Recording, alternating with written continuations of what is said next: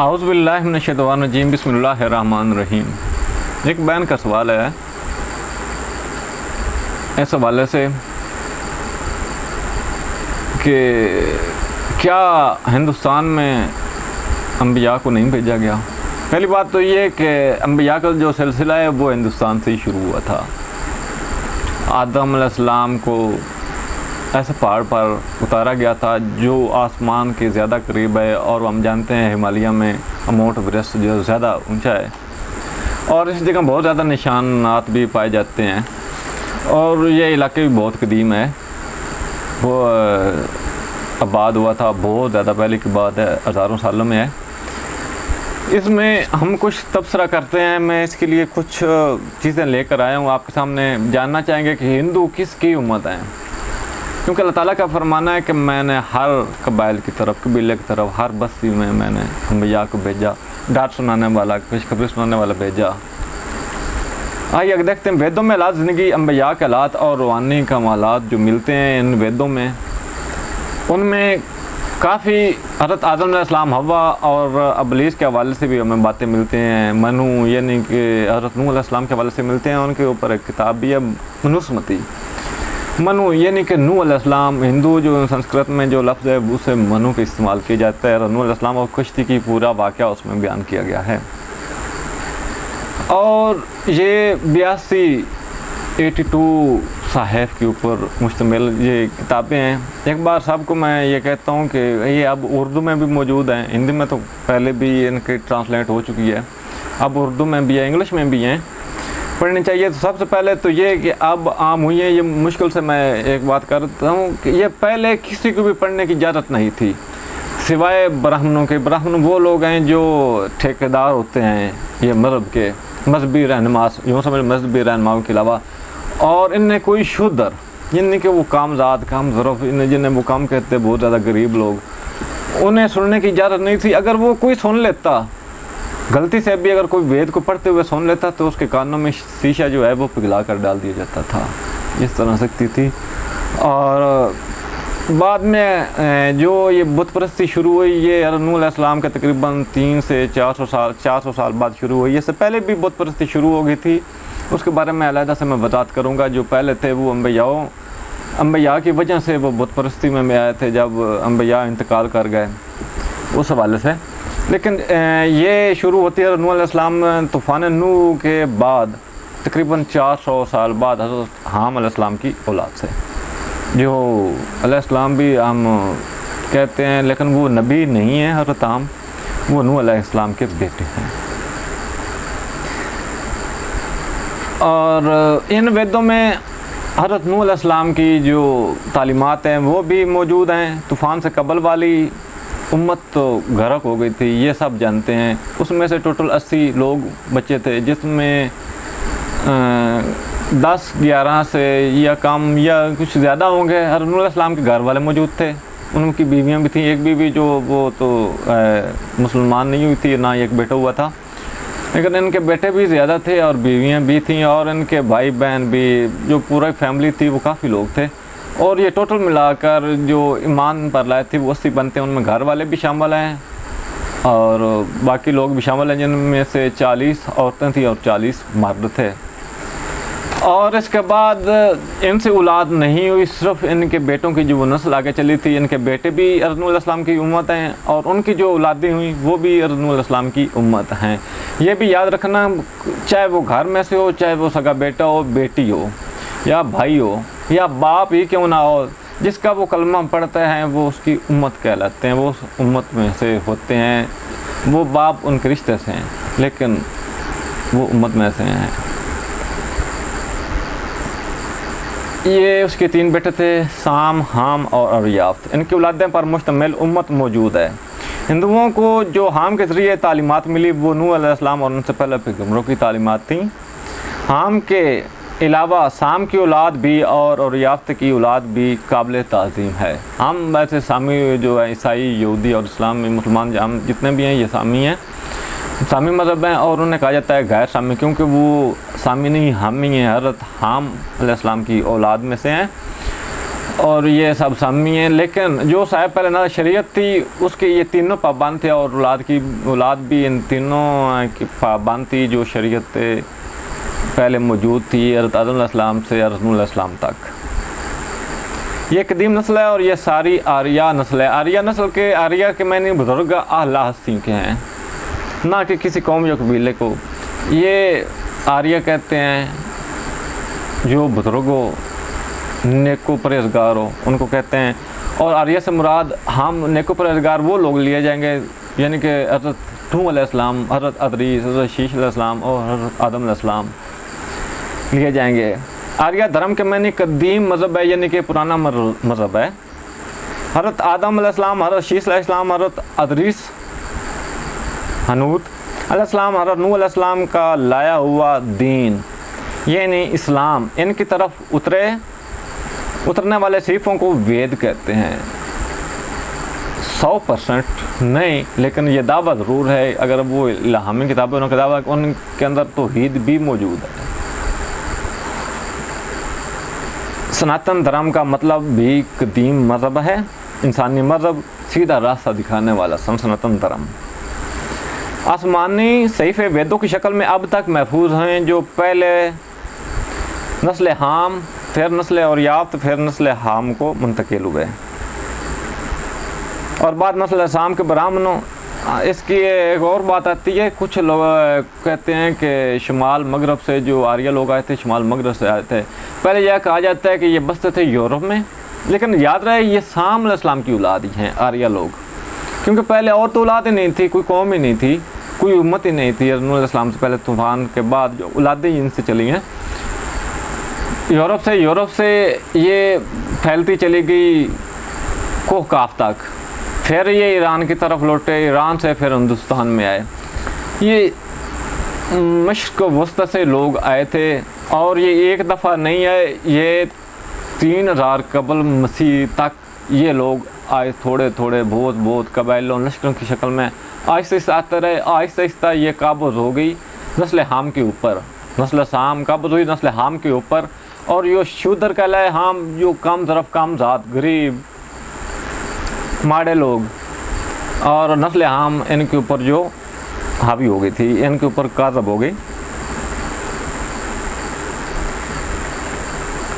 मशरिक़ वस्ता से आने वाले सामियों के ताबे हो गए, जिनको आर्या कहते हैं। ये संस्कृत ज़बान में है, इन्हें सिर्फ ब्राह्मण ही पढ़ सकते हैं। अगर कोई शूद्र गलती से वेदों को सुन लेता है या उसके कानों में शीशा पिघला कर डाल दिया जाता है, अगर कोई शुद्ध जो कम ज़ात होता है वो ब्राह्मण से अगर कोई सुन लेता है तो उसे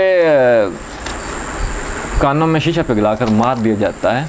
इसकी वजह यही है कि सबसे ज़्यादा बुत परस्ती और शिरक हिंदुस्तान में फैला। इसकी वजह यही है कि ये लोगों तक आम नहीं, सहीफ़े आम नहीं किए गए, इनके मजहबी जो इनके वेदाओं की तालीमात आम नहीं की गई। ये सिर्फ वो मजहबी रहनुमा जो थे, जो मुकर्रर किए जाते थे, जो बनाए जाते थे, ये तालीमात सिर्फ वो ही हिफ़्ज़ करते थे, ये लिखते भी नहीं थे, हिफ़्ज़ करते थे। और जो इसे गलती से सुन लेता था बाकी लोग, उनके कानों में शीशे पिघलाकर डाल दिया जाता है। इसलिए से ये ज़्यादातर शिरक की तरफ इस वजह से, क्योंकि वेदों की तालीमात ही नहीं दी गई। वो सिर्फ आप भी ऐसा ही है, पंडित कोई भी पंडित हिंदुस्तान में, अगर इंडिया से में या अगर पाकिस्तान में या कहीं भी हिंदू हैं, वो वेदों को पढ़ने नहीं देते, इसकी इजाज़त ही नहीं देते। भगवत गीता को पढ़ा जाता है, महाभारत को पढ़ा जाता है, भगवत पुराना को पढ़ा जाता है, उपनिषद को जो है वो भी आम तो नहीं होती है, कहते हैं कि वो तफसीर है वेदों की, लेकिन वेदों को नहीं पढ़ा जाता। अगर कोई भी हिंदू वेदों की तालीमात अगर कोई पढ़ता है, उसके ऊपर अमल करता है, तो वो इस्लाम पे आ जाएगा, वो मुसलमान हो जाए, क्योंकि उसमें जो पेशन गोइयाँ हैं वो नबी वसल्लम की पेशन गोइयाँ भी हैं, उसमें मुकम्मल तौहीद भी है। और तमाम इस्लामी अकायद जो मिलते हैं, अगर वो नबी वसल्लम को आखिरी नबी अगर तस्लीम करता है, वो ईमान ले आता है, अल्लाह को एक मानता है, बुत परस्ती नहीं करता, जैसा कि वेद में उपनिषद में भी है। ये बातें हैं कि किसी भी किस्म की पूजा नहीं करनी चाहिए गैरुल्लाह के सामने, यानी कि जो हाथ से बनाई गई चीज़ें, सबूती और समूती दोनों की जो कुदरती चीज़ें हैं, हवा पानी वगैरह, उनकी भी पूजा नहीं करनी चाहिए, बल्कि अल्लाह ताला के सिवा किसी की पूजा ही नहीं करनी चाहिए। ये उपनिषद में भी है, वेद में है, ऋग्वेद में है, यजुर्वेद में भी सब मौजूद है। अगर इस चीज़ को मान लेता है, इसके ऊपर अकीदा जो है वो पक्का कर लेता है, तो वो पक्का मुसलमान हो जाएगा, क्योंकि नबी वसल्लम को भी मानेगा, अल्लाह ताला को एक मानेगा। जब मैं नबी वसल्लम को मानेगा तो ज़ाहिर है उसकी तालीमात के ऊपर भी अमल करेगा, वो हदीस को पढ़ेगा, अल्लाह ताला को जब एक मानेगा उस पर ईमान लाएगा तो ज़ाहिर है वो कुरान को भी पढ़ेगा, जब वो क्योंकि उसका ईमान हो जाएगा कि अल्लाह ताला ने अगर कुरान नाज़िल किया तो मुझे कुरान को भी मानना चाहिए। ये बात है कुरान में एक जगह पे जिक्र आता है, मैं सूरह बकरा में, बेशक ईमान वाले यहूदी नसारा और साहिबीन जो अल्लाह और यौम आखिरत पर यकीन रखते हैं और अमल सालिह करते हैं, बेशक अल्लाह के पास उनके लिए बहुत अजर है। अब ये देखना होगा कि यहूदी जो हैं तकरीबन 4000-5000 साल पुराने होंगे, और लेकिन ये कदीम मतलब साहिबीन कहाँ से हैं? यहूदी के बाद तो साहिबीन आए नहीं हैं, क्योंकि वो सब बनी इसराइल कहलाए हज़रत सुलेमान अलैहिस्सलाम तक। उसके बाद मसीहत हज़रत ईसा अलैहिस्सलाम आए तो ईसाईयत शुरू हुई। उसके बाद ईसाईयत के बाद अपने हमारी जो तकरीबन 550-600 साल का दरमियाना फासला है, आखिरी ज़मान नबी करीम सल्लल्लाहु अलैहि वसल्लम अल्लाह ताला ने भेजे, इन्हें मबूस फरमाया। लेकिन साहिबीन तो इनमें तो आई नहीं है यहूदियत से लेकर। लेकिन एक और बात वादा कर दूँ कि यहूदियत का जो अकीदा है कि उज़ैर अलैहिस्सलाम जो अल्लाह ताला के बरगज़िदा पैगम्बर थे, वो अल्लाह ताला के बेटे थे, ईसाईयत ने उनकी तरफ नकल की। नहीं जी, हज़रत ईसा अलैहिस्सलाम जो अल्लाह के बेटे हैं क्योंकि वो बिन बाप के पैदा हुए हैं। ये कायद जो हैं ये हिंदू ही से लिए गए हैं, उनके ऊपर वजह। सबसे पहले जो हिंदुस्तान में पैगम्बर आया था वो था क्रिश्चन, श्री कृष्ण, जिनके बारे में ये दावा करते हैं वो भगवान था, भगवान नहीं था। उनकी जो पेशन गोइयाँ अगर मुताला किया जाए तो पता चलता है कि नबियों के अलावा नबी के अलावा ये पेशन गोई कर ही नहीं सकता। कोई हज़ारों साल पुरानी कोई चीज़ सच साबित होती है तो पता चलता है। अगर मैं यहाँ से कोई 5000 साल पुरानी अगर कोई बात करता है कि फ़लाँ वक्त में ऐसा हो जाएगा, अगर ऐसा हो जाता है वो नबी ऐसी पेशन गोई कर सकता है जो सच साबित होती है इतने हज़ारों सालों में। तो उन्होंने नबी वसल्लम के बारे में ये एक पेशन गोई थी जो मैं पहले भी एक दफ़ा बयान कर चुका हूँ कि उन्होंने फरमाया था कि दुनिया में सिर्फ 3 शाम है। शाम से मुराद रूहानी आला रूहानियत बुज़ुर्ग वाले लोग। सबसे पहले वो लोग जो हज़रत आदम अलैहिस्सलाम में जिनसे इंसानी नस्ल चली, दूसरा मैं क्रिश्चियन शाम हूँ, तीसरा वो जो मक्का में पैदा होंगे और उनकी जो बीवी है मुझसे ज़्यादा बासलाहियत होगी। ये नहीं कि उन्होंने पेशन गोई की थी और हमेशा वो सच साबित हुई। रामचंद्र और कृष्ण की कमोबेश 90 पेशन गोइयाँ हैं जो सच भी हैं। इस चीज़ को मान लेते श्री कृष्ण जो है वो नबी बनाकर भेजे गए थे। उसके बाद रामचंद्र जी आए तकरीबन 8वें दूसरे तीसरे अवतार। अगर लेकिन ये लोग साहिबीन में शामिल है, साहिबीन इनको कहा जाएगा क्योंकि ये बहुत कदीमी है। इसके बाद इन्होंने जब कृष्ण को भगवान माना उसके बाद रामचंद्र को इन्होंने कहा अवतार हैं, भगवान के अवतार से मुराद लेते हैं। ये अल्लाह ताला खुद इनके भेष में जो वो नज़र होता है अपने इंसानों को देखने के लिए, उनके दुख जो गम है उनको देखने के लिए, जानने के लिए, एहसास समझने के लिए इंसान किस हाल में रहते हैं। हंसी आती है इस बात के ऊपर कि कौन सा अकीदा इनका है जिसने इंसानों को पैदा किया, इंसानों से पहले मखलूक़ात को पैदा किया, जिन्नात को पैदा किया, उससे पहले भी बहुत ज़्यादा मखलूक़ें जो तबाह कर दी गई, ख़त्म हो गई, इनका नाम निशान तक ही नहीं रहा ज़मीन व आसमां में। ना देंगे क्या उस खालक का नहीं पता, मैंने जिस इंसानों को पैदा किया इनके अंदर दिल भी रखा है, सोचने के लिए दिमाग भी रखा है, इनका एहसास-पन को नहीं जानता, इनकी तकलीफ़ात को नहीं जानता। बेशक वो जानता है ज़र्रा को भी, और ज़र्रा से भी जो कम चीज़ है उसको भी वो जानता है, उसकी तकलीफ़ात को, उसको वो ज़िक्र ही करता है, वो उसे भी सुनता है और वो बेशक सुनता जानता है। इसके बावजूद उन्होंने ये भगवान का उन्होंने रूप दे दिया श्री कृष्ण को। उसके बाद रामचंद्र को साहिबीन ने, हिंदुओं ने जो सनातन धर्म है इन्होंने भगवान का नाम दे दिया था। लेकिन कुछ लोग भगवान मानते हैं, ज़्यादातर लोग उन्हें भगवान नहीं कहते क्योंकि वो इंसान थे, खाते पीते थे, उनका ख़ानदान था, वो पैदा हुए, फिर वो द्वारका का अपना रामकृष्ण जो है, श्री कृष्ण जो है वो द्वारका का हुक्मरान बना। उसके बाद उसके भाई थे, उसकी बहन थी, उसकी तकरीबन 16,108 बीवियाँ थीं। महाभारत में 16,100 मिलती हैं। उनकी बीवियाँ थीं, उनकी औलादें थीं। उन्होंने फिर जंग की। वो पांडवों के वो रिश्तेदार भी थे, कौरव पांडु के वो रिश्तेदार थे जो सबसे पहले जंग अज़ीम हुई थी कौरव पांडवों के दरमियान। इसके बारे में बाद में जो है मैं वजाहत कर दूँगा। इन्होंने भगवान का अक़ीदा इनके लिए रखा। बाद में यहूदी आए, हज़रत इब्राहीम अलैहिस्सलाम के बाद उन्होंने हज़रत उज़ैर अलैहिस्सलाम के बारे में उनसे मुकाबला करते हुए उन्होंने कहा जी उज़ैर अलैहिस्सलाम भी खुदा हैं, अल्लाह ताला के बेटे हैं। ईसाइयों ने तो मुड़ो, पंजाबी में वो कहावत है ना, इन्होंने मुड़ो काम ही मुका दिता। जो ईसाई लोग थे इन्होंने 3 खुदा मान लिए, 3 इलाह मान लिए। हज़रत मसीह अलैहिस्सलाम को का बेटा भी मानना और साथ में खुदा भी मानना और रूहुल कुद्दुस की भी। चले, मेरा आज का मकसद ये था कि जो सवाल था उसका जवाब देना कि हिंदू किसकी उम्मत है। हिंदू हज़रत नूह अलैहिस्सलाम से इनके जो सबूत मिलते हैं, इनकी जो रेशें मिलती हैं, जो इनके हमें निशानात मिलते हैं, हज़रत नूह अलैहिस्सलाम से मिलते हैं। और हज़रत नूह अलैहिस्सलाम वाली वो भी तालीमात इनके पास है, हज़रत नूह अलैहिस्सलाम की उम्मत है। और इस बारे में मैं वज़ाहत से मज़ीद बयान करूँगा जो कुरान से हवाले से पेश की गई है। मैंने ज़्यादा रिसर्च इनके ऊपर किया है, जो सवाल मिलता है मैं उसकी तरफ चल पड़ता हूँ हज़रत नूह अलैहिस्सलाम के हवाले से कि ये जो उम्मत है ये क़यामत के दिन इस बात से मुकर जाएगी। मुझे दिन हिसाब किताब होगा, पूछा जाएगा उस दिन ये मुकर जाएगी इस बात के ऊपर, ये कहेगी हमारे तो कोई नबी नहीं भेजा गया। और फिर उम्मत मुहम्मदिया जो है वो गवाही देगी इसके ऊपर, हदीस में भी है, इसके ऊपर गवाही देगी नूह अलैहिस्सलाम ने पैगाम पहुँचा दिया था, लिहाजा ये झूठ बोल रहे हैं। और ये ऐसी कौम में ये आप भी दावा करते हैं हमारी तरफ तो कोई नबी नहीं भेजा गया। और अल्लाह ताला का कुरान में बताया कि हमने ऐसी कोई बस्ती नहीं, ऐसा कोई कबीला नहीं, ऐसा कोई मुल्क नहीं, ऐसी कोई जगह नहीं जहाँ हमने नबी अंबिया मबूस नहीं फरमाए। वो सब मार दी थे, रिजाल ही थे।